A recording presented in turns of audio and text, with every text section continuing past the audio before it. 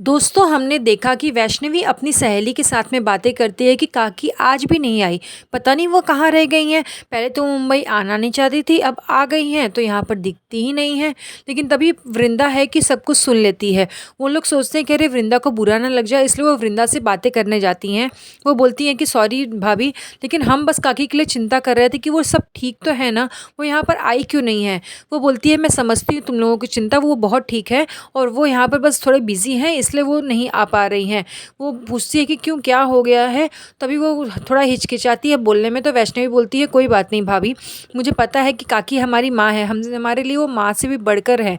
तो और माँ जो बच्चों के लिए करती है वो सब अच्छा ही होता है। अगर उन्हें जिस दिन लगेगा कि मुझे सब कुछ बता देना है तो वो हमें सब कुछ बता देंगे, इसलिए आप अपने दिल पर कोई भी बोझ मत रखिए। दूसरी तरफ मिहिर भी जाता है गौतम से बात करने के लिए। वो बोलता है जज साहब मुझे 2 मिनट का टाइम चाहिए। वो बोलती है कि हाँ ठीक है। वो जाता है गौतम के पास, बोलता है गोमसी तुम ये क्या कर रहे हो। वो बोलते हैं गोमसी कौन, मैं यहाँ पर गौतम वीरानी हूँ और मुझे इस नाम से मत पुकारिए। वो बोलता है कि हाँ पता है मुझे, लेकिन तुम अपनी बहन के खिलाफ केस लड़ रहे हो। बोलता है कि मैं यहाँ पर सिर्फ एक केस लड़ने के लिए आया हूँ और किसी चीज़ के लिए नहीं। तभी जज बोलती है कि क्या हुआ, आप दोनों में कुछ प्रॉब्लम हो गई है क्या चल रहा है वहाँ पे। तभी मेहर बोलता है ये गौतम हमारा बेटा है और ये हमारे खिलाफ केस कैसे लड़ सकता है। तभी गौतम बोलता है कि जज साहब ऐसा कौन सी किताब में लिखा है कि कोई भी ब्लड रिलेशन वाला अपने परिवार के खिलाफ केस नहीं लड़ सकता है। और ये अपने वकील हेमंत वीरानी से ही पूछ लेना कि ऐसा कुछ लिखा है क्या कहीं पे कि कोई अपने परिवार के खिलाफ केस नहीं लड़ सकता है। तभी जज साहब बोलती हैं कि अगर इसको केस लड़ने में कोई प्रॉब्लम नहीं है तो इसमें कोई भी प्रॉब्लम नहीं है और ये केस लड़ सकते हैं। तभी मेहर जाता है अपने यहाँ पर बैठ जाता है।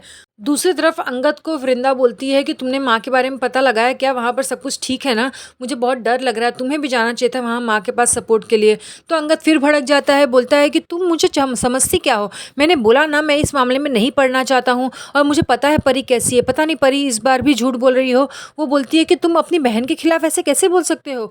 वो बोलता है कि हाँ मुझे बार बार बताने की ज़रूरत नहीं है कि वो मेरी बहन है, लेकिन मैं अपनी बहन को बहुत अच्छे से जानता हूँ और मुझे इसमें पढ़ना नहीं है, इसलिए आज के बाद मुझसे इस बारे में बात ही मत करना, मुझे पता है मेरी बहन कैसी है। दूसरी तरफ गौतम परी से पूछता है कि आप अपना नाम बताइए। तो वो बोलती है गौतम भैया आप ये क्या पूछ रहे हैं। वो बोलता है गौतम भैया, ये भैया कौन है, मैं यहाँ पर सिर्फ एक वकील हूँ और मैं आपसे आपका नाम पूछ रहा हूँ।